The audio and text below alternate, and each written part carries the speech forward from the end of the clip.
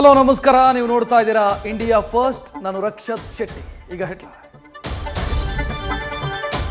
Just 32 second ಇಡೀ ವಿಮಾನವೇ ಸ್ಫೋಟ ಆಗಿದೆ. ಕನಸು ಹೊತ್ತು ಪ್ರಯಾಣಿಕರು ದಹನ ಆಗಿದ್ದಾರೆ. ಒಟ್ಟು 265 ಜನ ಸಾವನ್ನಪ್ಪಿದ್ದು ಮೃತದೇಹಗಳ ಗುರುತು ಪತ್ತೆ ಸವಾಲಾಗಿದೆ.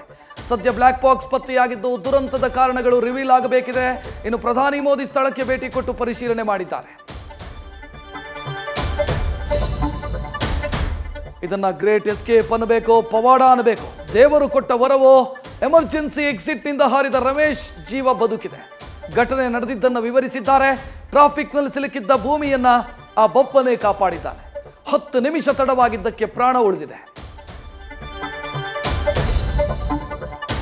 ಶಾಂತ ಸ್ವಭಾವ, ಜನಪರ ನಾಯಕ ಗುಜರಾತ್ನ ಮಾಜಿ ಮುಖ್ಯಮಂತ್ರಿ ರೂಪಾನಿ ಲಕ್ಕಿ ನಂಬರ್ ದಿನವೇ ದುರ್ಮರಣಕ್ಕೀಡಾಗಿದ್ದಾರೆ.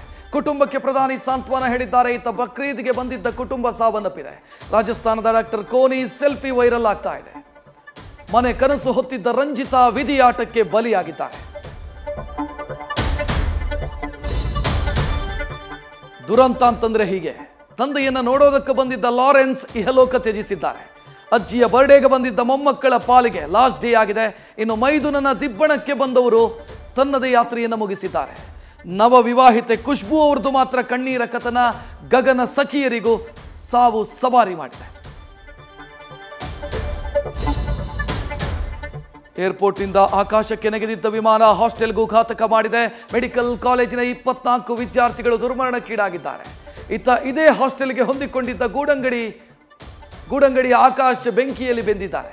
ಆದರೆ ತಾಯಿ ಮಾತ್ರ ಕೆನ್ನಾಲಿಗೆಯಿಂದ ಬಚಾವಾಗಿದ್ದಾರೆ.